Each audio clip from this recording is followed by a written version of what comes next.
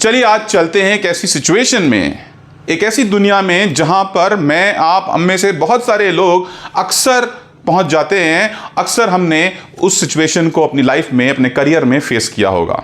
मैं बात कर रहा हूं इंटरव्यू की। जी हां, आपका इंटरव्यू बहुत अच्छा चल रहा है, आप सारे जवाब अच्छे से दे रहे हैं और एकदम से एक सवाल आ बैठता है, आपके करियर में इतने एम्प्लॉयमेंट गैप्स क्यों हैं? और आप सकपका जाते हो, आप उसका जवाब नहीं दे पाते हो, घबरा जाते हो। होता है नहीं होता है? मैंने बहुत से लोगों को सुना है, क्योंकि जब मैं कोचिंग करता हूं तो यह सवाल स्पेसिफिकली लोगों का बहुत उठ के आता है कि बताओ जी, इसका जवाब कैसे दिया जाए। तो आज हम इसी पर डिस्कस करने वाले हैं कि कैसे हम इसका जवाब, एक इंपैक्टफुल आंसर कैसे दे पाएं। तो दोस्तों, सबसे पहले तो यह समझना जरूरी है कि गैप है कोई क्राइम नहीं, इट्स ओके। सबसे पहले तो आप अपने मन को यह बात समझाइए कि यह एक सिर्फ एम्प्लॉयमेंट गैप है और इसका सही रीजन देने से भी ज्यादा इंपॉर्टेंट होता है आप इस आंसर को किस तरीके से प्रेजेंट करते हैं। तो अगर आप चाहते हैं यह जानना कि इसका जवाब कैसे देना है, तो मेरी इस वीडियो में लगातार बने रहिए। मैं आपको आज कुछ ऐसे टिप्स दूंगा जिसको यूज करके आप एक बहुत ही इंपैक्टफुल आंसर बना पाएंगे। इंपॉर्टेंट बात दोस्तों यह है कि यह एक ऐसा सवाल है जिसका जवाब आपके इंटरव्यू को तोड़ मरोड़ सकता है। यानी कि या तो ये एक ऐसा पॉइंट बन जाएगा जहां से आपका सिलेक्शन हो जाएगा, या फिर शायद आपका रिजेक्शन हो जाएगा। तो इसकी तैयारी करना बहुत इंपॉर्टेंट बन जाता है। तो दोस्तों, वो 3 टिप्स जो आपको ध्यान रखने हैं इसका जवाब देते हुए, उसमें से पहला है दोस्तों कि बी ऑनेस्ट।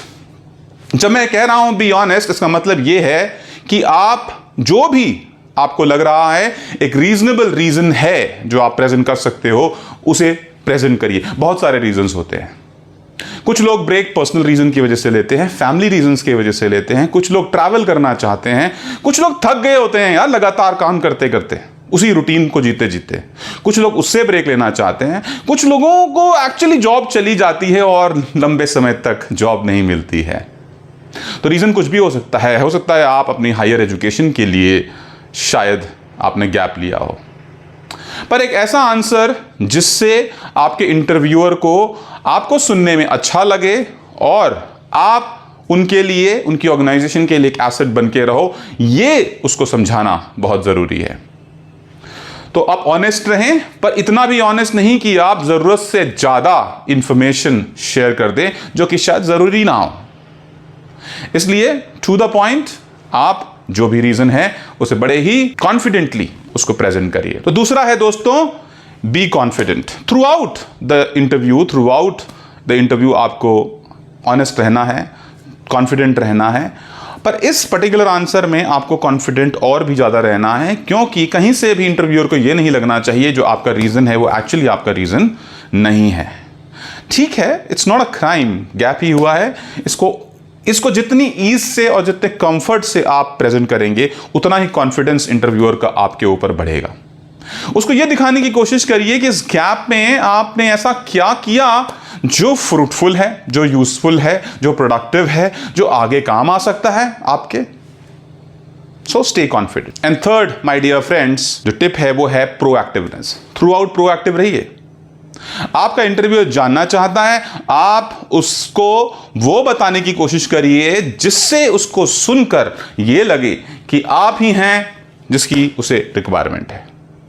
तो आपने उस गैप में उन स्किल्स को, उन क्वालिटीज को जिसे आपने सीखा, जब भी आप किसी सिचुएशन में गए, आपने कोई पर्सनल प्रॉब्लम फेस करी, उससे कैसे ओवरकम किया, आपने कोई कोर्स किया, आपने कोई प्रोग्राम किया, जो भी आपने सीखा, आपने ट्रैवल किया, जो भी किया, उसे आप प्रोएक्टिवली उसे बताने की कोशिश करिए और बोलिए कि मैं बहुत ईगर हूं to join back my career, ताकि मैं इन स्किल्स को जिनके ऊपर मैंने एक्सपर्टीज हासिल कर ली है, अब मैं इसे यूज कर पाऊं और उस ऑर्गेनाइजेशन के लिए एक वैल्यू ऐड कर पाऊं।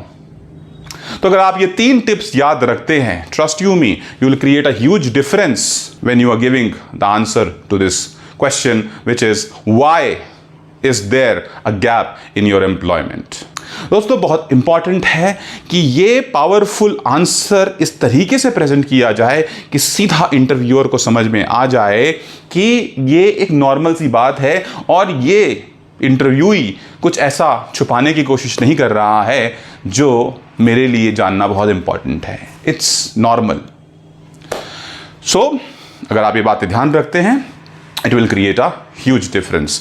आगे बढ़ने से पहले कि आप इस पर ट्राई करें, कुछ आप अपनी तैयारी करें और प्रिपेयर करें अपने आंसर्स। एक छोटा सा सैम्पल अगर आप जानना चाहें कि अगर मैं आपकी जगह पे हूँगा और मुझसे ये सवाल पूछा जाएगा तो मैं कैसे इसका जवाब दूंगा। तो अगर मुझसे ये सवाल पूछा गया तो मैं तो शायद यही बोलूँगा कि देखिए सर, बहुत लंबा समय हो गया था कॉर्पोरेट में काम करते हुए और आपने देखा है मेरा करियर, मेरा ग्राफ देखा है, मेरे रेज्यूमे देखा है। It has been full of achievements, references भी आप देख सकते हैं। तो बस मुझे उस रेस से कुछ टाइम के लिए पॉज लेना था, तो मैंने वो पॉज लिया ताकि मैं अपने पर्सनल ग्रोथ पर ध्यान दे सकूं। मैंने कुछ ट्रैवल किया, अलग अलग लोगों से मिला, कुछ कोचेस से मिला, अलग कल्चर के लोगों से मिला, अलग एज ग्रुप के लोगों से मिला, जानने की कोशिश करी कि मैं अलग अलग तरीके के लोगों के साथ कैसे अपने आप को ढाल सकता हूँ, मैं कैसे उन लोगों को मैनेज कर सकता हूँ। और अब जब मैंने ये सब कुछ देख लिया है, समझ लिया है, मुझे लगता है मैं पूरी तरीके से रेडी हूँ अपने नए रोल के लिए, नए अपॉर्चुनिटी के लिए। और ये रोल जो आपकी ऑर्गेनाइजेशन में है, मुझे लगता है वो मेरे लिए बेस्ट फिट है, तभी मैं आपके सामने यहाँ बैठा हूँ। दोस्तों, अगर आपको मेरा सैंपल आंसर अच्छा लगा तो प्लीज मेक श्योर, यहां पे रुके ना, आप अपने आंसर्स क्या देंगे इस सिचुएशन में कमेंट बॉक्स में लिख कर बताइए। और हां, मेरे चैनल अजित पनिकर ऑफिशियल को सब्सक्राइब करना ना भूलें। मिलता हूं अगली वीडियो में एक और इंटरव्यू क्वेश्चन के साथ, एक और सैंपल आंसर के साथ, कुछ टिप्स के साथ। Take care, all the very best, bye bye.